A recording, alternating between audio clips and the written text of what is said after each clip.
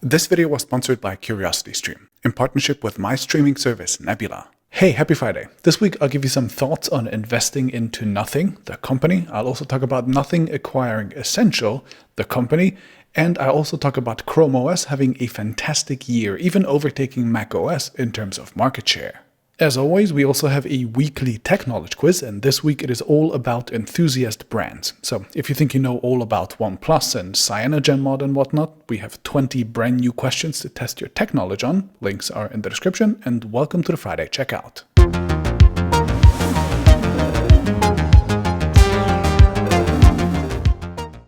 Okay, my first story of the week will be Nothing, the company founded by OnePlus's Carl Pei, launching a crowd investment campaign letting fans buy shares of the company. Apparently 14,500 people have registered to invest over $18 million into Nothing, even though the investment platform Crowdcube doesn't even allow investments from the US, Canada, and Japan. And while those $18 million are just registered interest so far, so not actual investment, that is still pretty crazy for a company that hasn't even released a product yet. And I guess this is a pretty good time to give the tech enthusiast community a sort of startup investment crash course, because from what I've seen, those 14,500 people have probably not done a whole lot of research before committing any money, and they probably don't know all that much about the process and what to look out for. So here's your little primer.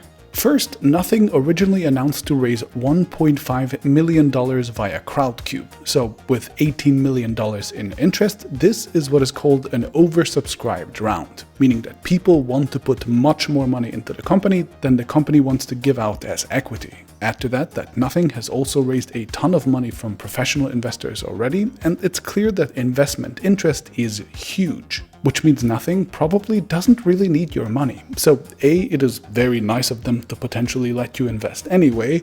B, this is probably more of a PR and marketing move and kind of a way to make the enthusiast crowd feel invested into the brand rather than a real capital raise event.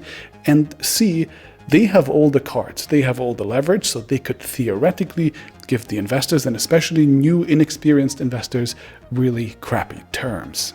Now, they haven't actually revealed any of the details of the investment yet, so we don't know if they will. Plus, giving crappy terms would anger people and destroy the PR victory, so I doubt that they will, but keep in mind that they are in a position of power. And with that in mind, here are the main things I would look out for in an investment like this.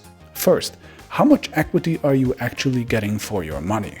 Well, all we know so far is that Nothing, back in October, was at least majority owned by Carl himself and has since raised at least $22 million.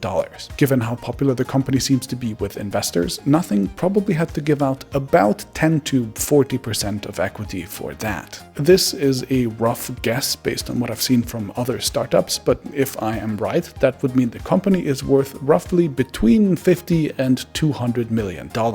The average crowd investor has pledged somewhere around $1,240, which means that unless Nothing gives them a discount, they will get roughly 0.0025% to 0.00051%, and the whole community in total would own somewhere between 3% and 0.75% of the company. Now, that isn't like completely insignificant, but also keep in mind that there'd probably be many other financing rounds in the future, and those would each further dilute your shares. So that's number one. Second, if everything goes well, when can you expect some money?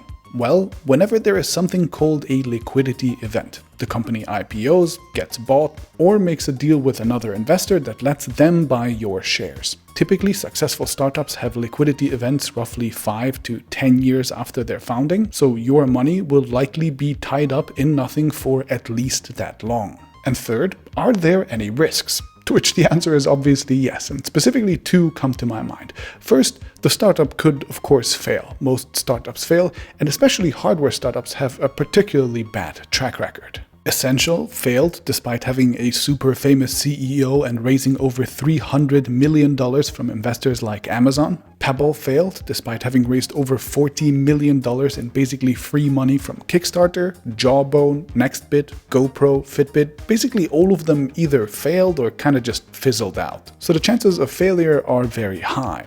And the second risk is that even if there is an actual successful liquidity event, like for example the company gets sold, you might still not get paid. There's a thing called liquidation preferences in shares, which is basically the order in which investors get paid out. And if nothing gives the community bad terms, they can put them at the end of that list. So in case of a sale, for example, all the other investors might get paid out first, and if there's not enough left, the crowd gets nothing. Again, I would be surprised if they actually did that, because I suspect that this is a PR story, basically a feel-good, we love our community moment. So that would kind of be dumb in my opinion.